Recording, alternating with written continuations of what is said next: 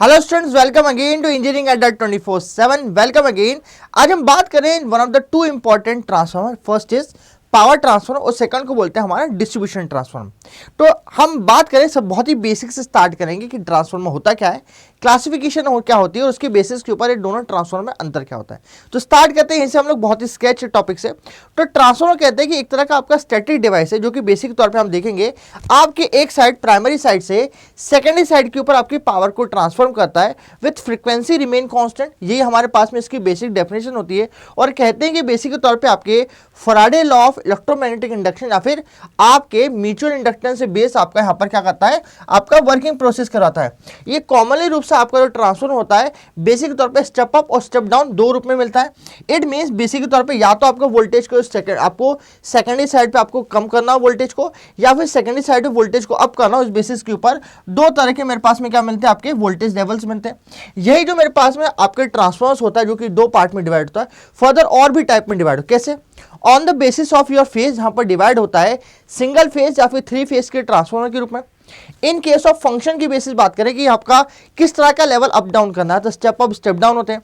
In the basis of your winding of transformer की किस तरह की वाइंडिंग आपने लगा रखी है, कन्वेंशनल और ऑटो ट्रांसफॉर्मर, मतलब कि आप लोगों ने टू वाइंडिंग ट्रांसफॉर्मर की सिंगल वाइंडिंग के ऊपर आपने सारा चीज आपका दोनों प्राइमरी सेकेंडरी लगा दियो।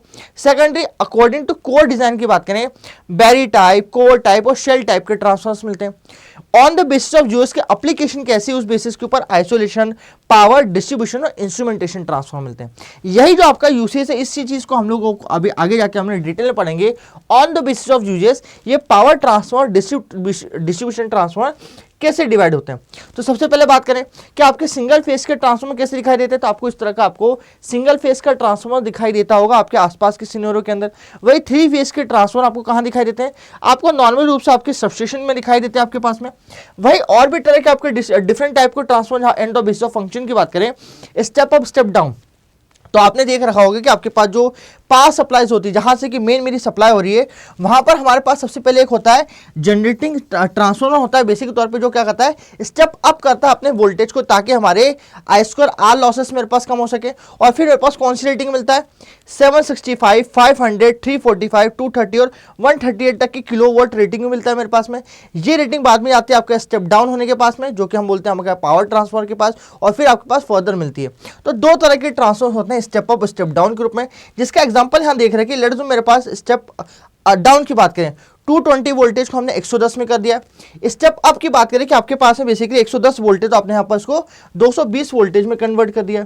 इसी तरह के और कुछ ट्रांसफॉर्मर यहाँ पर हम ले सकते हैं on the basis of winding. तो हम बात करेंगे कि आपके पास में कौन सा होता है। पहले तो ऑटो ट्रांसफॉर्मर्स की बात करें कि एक सिंगल वाइंडिंग के ऊपर आप लोगों ने आपने क्या कर लिया है, दो तरह के आपके प्राइमरी को भी इंक्लूड कर लिया और सेकेंडरी को भी यही इंक्लूड कर लिया है। आपका होता है एक तरह का आपका आइसोलेशन ट्रांसफर, फिर टू वाइंडिंग ट्रांसफर जहां प्राइमरी को अलग और सेकेंडरी को अलग आइसोलेट करके रख दिया मेरे पास में, जिसके डायग्रामेटिक भी उस तरह से आप लोग देखते हो मेरे पास में। और ऑटो ट्रांसफॉर्मर को कुछ इस तरह से दिखाने की कोशिश करते हो। ये रहे मेरे टाइप ऑफ ट्रांसफॉर्मर्स। इसके अलावा बात करें हमारे pass on the basis of your core, तीन टाइप के हमारे पास कोर की डिजाइनिंग होती है। एक तो हमारी कोर टाइप की जहां पर कि इसके जो साथ के जो लिम्ब है, इस लिम्ब के ऊपर हमारी एचवी और एलवी को हम लिपेट देते हैं हमारे पास, जहां कहते हैं मेरी जो कॉपर की वाइंडिंग है मेरी बेसिकली कोर को अपनी लपेटी हुई है। अगली होती है शेल टाइप जहां पर कि एचवी और एलवी हमारी बीच वाली लिम्ब में होती है, फ्लक्स आपस में डिवाइडेड होता है। और आखिरी होती है बेरी टाइप जहां पर इस तरह का कंस्ट्रक्शन कोर मेरा दिखाई पड़ता है, जो कि आप यहाँ डायग्रामेटिक व्यू में देख रहे हैं मेरे पास में। यहाँ पर ऑन ऑफ द यूजेस, सबसे इंपॉर्टेंट पॉइंट यहां से, on the basis of uses हमारे पास में अलग अलग एप्लीकेशन आते हैं।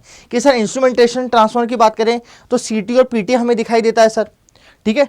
On the basis of uses हमारे पास में एक तरह के पावर ट्रांसफॉर्मर होते हैं मेरे पास में। On the basis of uses हम बात करें कि सर हमारे पास में एक तरह का मेडिकल ग्रेड का आइसोलेशन ट्रांसफॉर्मर हम लोग लगाते हैं।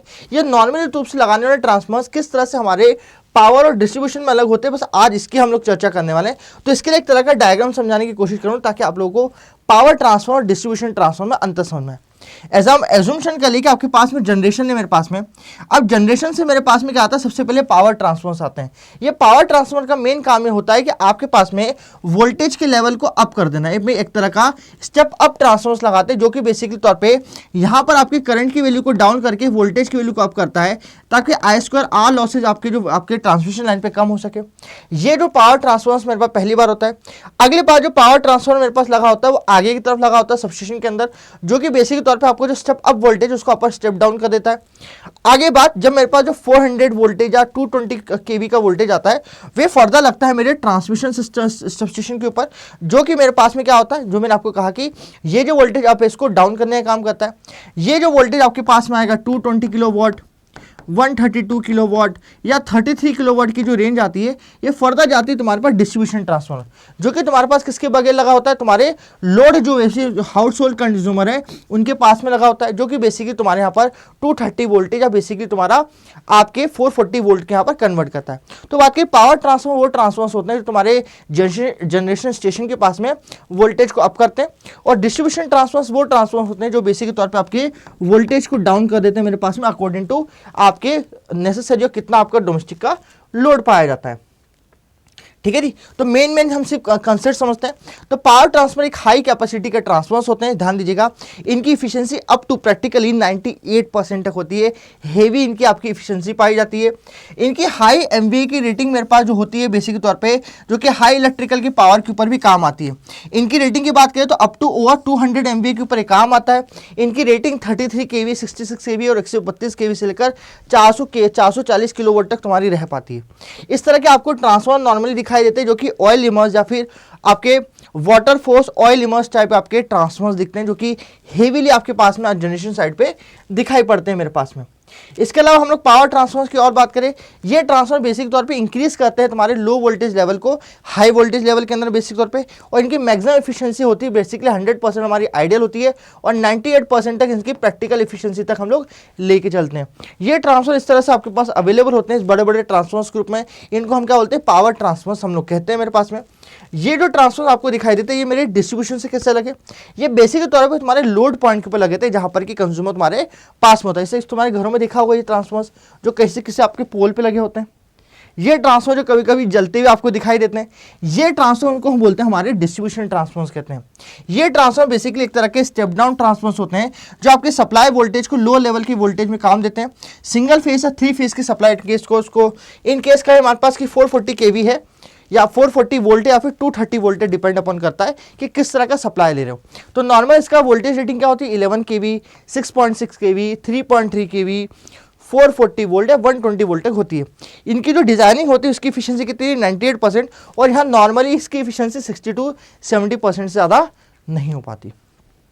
ये इस तरह के आपके डिजाइनिंग में होते हैं, जहाँ पर कि आपका ब्रीथर होता है बेसिक तौर पे मॉइस्चर रिमूव करने के लिए, कंजर्वेटर टैंक होता है, इस तरह की कंस्ट्रक्शन कोर आपकी दिखाई देती है किसी भी डिस्ट्रीब्यूशन ट्रांसफार्मर के अंदर आपके पास में। ठीक है जी, अब बात करें इनके बारे में कि इनके बीच के डिफरेंसेस की चर्चा करें हमारे पास, तो इनके डिफरेंसेस के अंदर बात करें कि पावर और डिस्ट्रीब्यूशन में क्या होता है। बस नॉर्मल इसका स्क्रीनशॉट ले लीजिएगा, और एक एक करके मैं आपको सारी चीज डिफरेंस पहले बता चुका हूँ, मगर सिर्फ देख लीजिएगा। जहाँ पर एक तरफ के मेरे पास स्टेप अप पावर ट्रांसफार्मर को as a step up transformer, एक को स्टेप डाउन ट्रांसफार्मर ग्रुप काम करते हैं। इसकी केवी एमवीए रेटिंग मेरी मोर देन 200 एमवीए और इसकी होती है लेस देन 200 एमवीए होती है मेरे पास में। हम लोगों ने ये भी पढ़ा है किस तरह से इसके आपकी परसेंटेज रेटिंग मेरे पास दोनों की होती है। और यहाँ बात करें इसके हाई फ्लक्स डेंसिटी के कारण काम करता है, ये लो फ्लक्स डेंसिटी में काम करता है। इसमें ज़्यादा आपका लोड का फ्लक्चुएशन नहीं होता क्योंकि जनरेशन साइड पे लगा हुआ है, और यहाँ क्योंकि लोड पे अचानक लगा हुआ तो आपका फ्लक्चुएशन सबसे ज़्यादा यहाँ पर होते हैं। ये ऑपरेट करता है लाइट लोड के ऊपर मेजर पार्ट ऑफ डी के अंदर। ये हर समय मेरी मैक्सिमम एफिशिएंसी के ऊपर और फुल लोड के ऊपर लगा होता है मेरे पास में।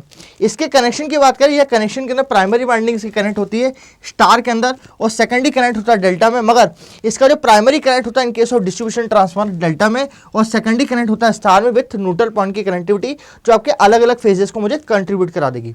अगली बात करें, जनरली इसके जो 1 प्राइमरी होता है और एक सेकेंडरी होता है मेरे पास में, मगर यहाँ पर एक प्राइमरी और कई सेकेंडरी इसमें वायर हो सकते हैं मेरे पास। इनके मैंने आपको बता दी कहाँ पर इनकी एप्लीकेशन होती है, in case of your transmission की फॉर्म के अंदर।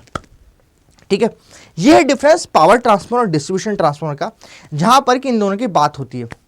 आप लोगों को वीडियो कैसा लगा मुझे बताइएगा, जहां पर कि हम लोगों ने दोनों के बीच का डिफरेंस देखा कि पावर ट्रांसफार्मर और डिस्ट्रीब्यूशन ट्रांसफार्मर के बीच का डिफरेंस क्या होता है। मुझे कमेंट बॉक्स में बताइएगा कि किस तरह के वीडियोस और आप लोगों को चाहिए। इस वीडियो के बारे में पूरी जानकारी दीजिएगा कि आपको किस तरह का अच्छा वीडियोस लगा। लाइक करें कभी आपको वीडियो पसंद आए, शेयर करें सारे दोस्तों के साथ में जो आपके इंजीनियरिंग अड्डा प्लेटफॉर्म के पहली बार में, और आप पहली बार इंजीनियरिंग अड्डा के इस तरह की वीडियो देख रहे हैं तो सब्सक्राइब करना भूलें। Thank you so much.